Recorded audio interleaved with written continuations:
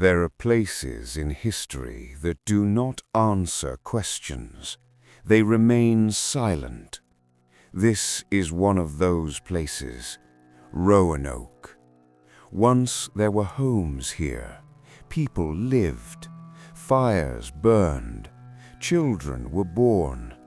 But today, no one remains. There are no signs of battle, no mass graves, no final cries for help. The houses were not destroyed. They were abandoned, as if everyone stood up at once and never returned. The air holds questions. The forest holds silence. These people did not simply die. They vanished from history itself. And the most disturbing truth is this: history never found them. Roanoke is not a story. It is an absence, a place where answers should exist, but do not. And this is only the beginning. That enduring silence is what ultimately elevates Roanoke from a historical puzzle into something closer to a philosophical boundary. It marks the point where the tools of history, documents, dates, and physical evidence lose their authority. Beyond that boundary, only probability remains, not truth, not certainty, but likelihood shaped by human behavior. And human behavior rarely follows clean lines. The settlers of Roanoke were caught between two worlds that did not fully understand each other. England viewed the colony as an extension of policy and profit.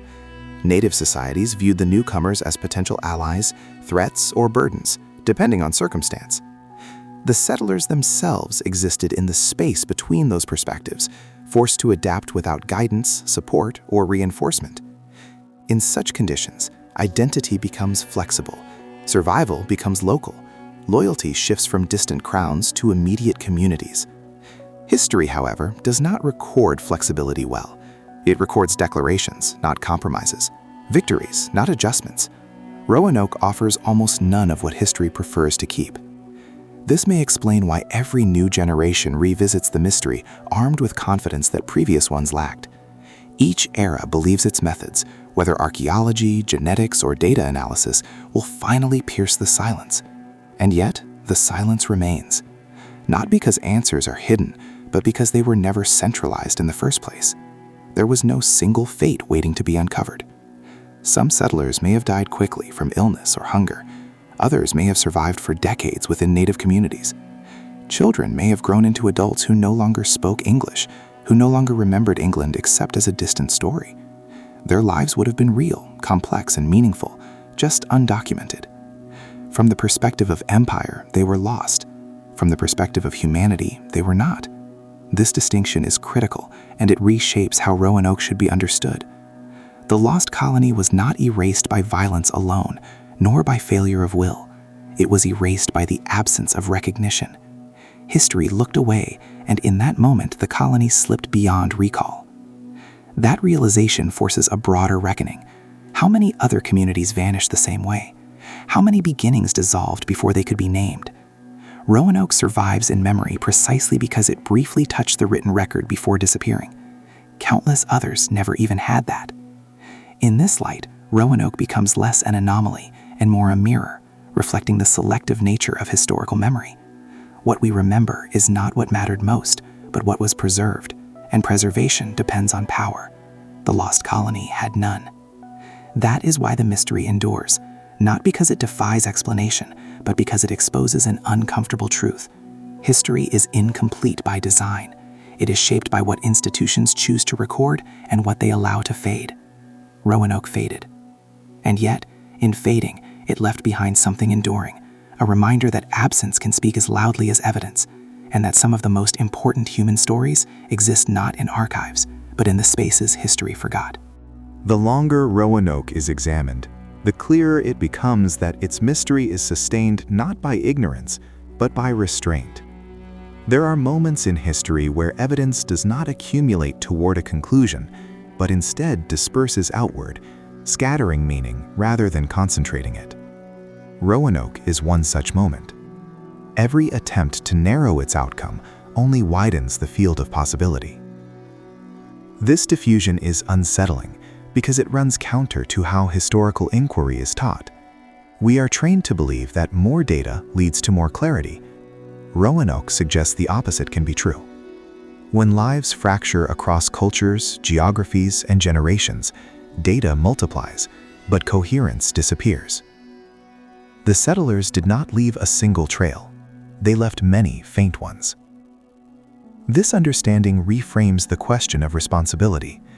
It is tempting to assign blame to John White, to the English crown, to hostile tribes, or to environmental hardship.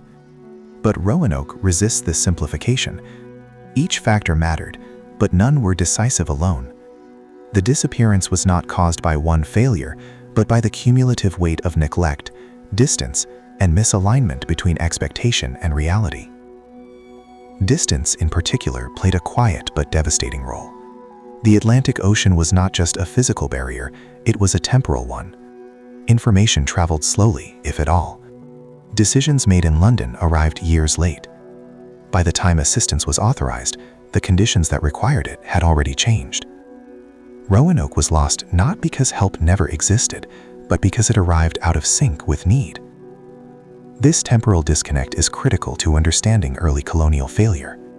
Roanoke was an experiment conducted at the limits of communication. Once isolated, the colony became its own closed system. Its solutions could not rely on external rescue. They had to emerge locally, or not at all.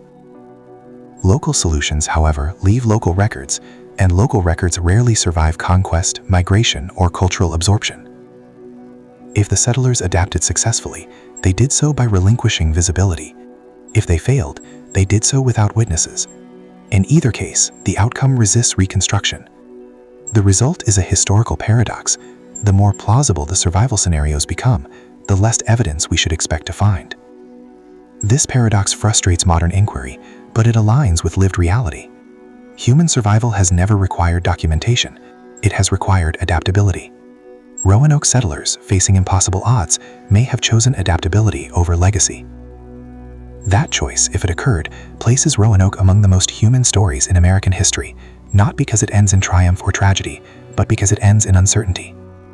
Uncertainty is difficult to narrate. It lacks drama. It offers no climax.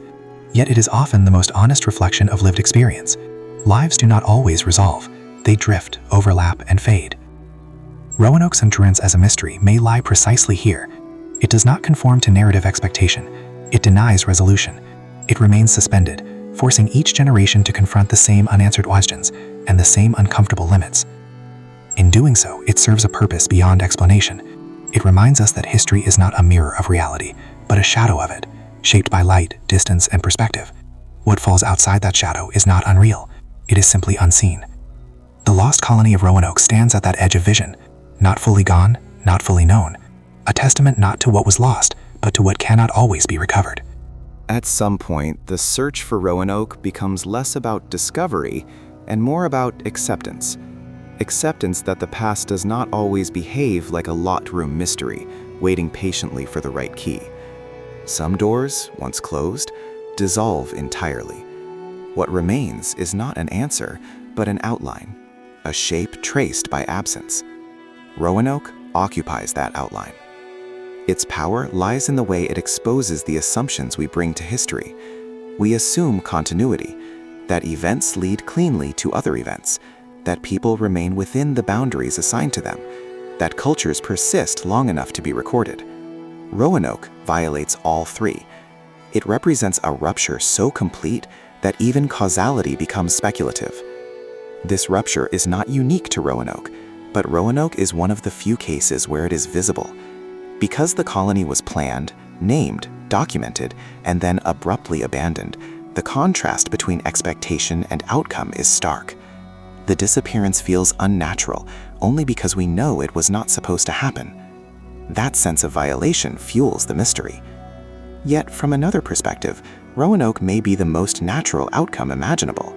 A small group, isolated in a hostile environment, lacking supplies and political support, surrounded by complex indigenous societies with their own priorities, such a group was unlikely to survive unchanged. Transformation was not an anomaly, it was the probable path. History, however, records stability better than change. It preserves institutions, not transitions.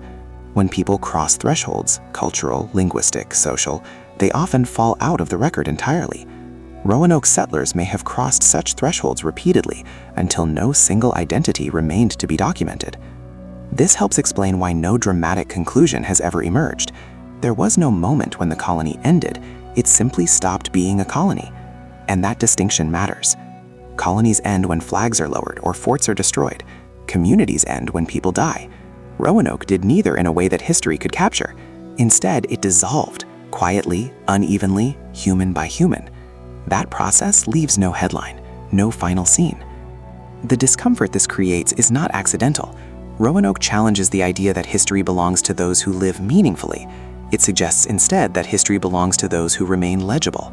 Meaning and memory are not the same.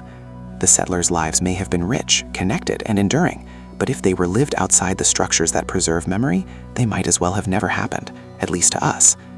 This is why Roanoke continues to be retold.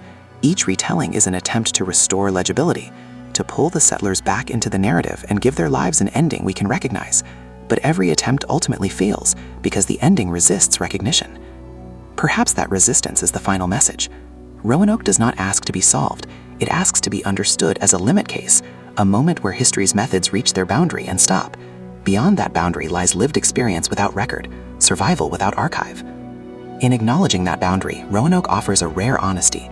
It admits that the past is not fully recoverable, that some human stories remain forever out of reach, and that the silence left behind is not a flaw in history, but a fundamental part of it. The lost colony endures not because it hides a secret, but because it reveals one, that disappearance is sometimes the most truthful ending history can offer.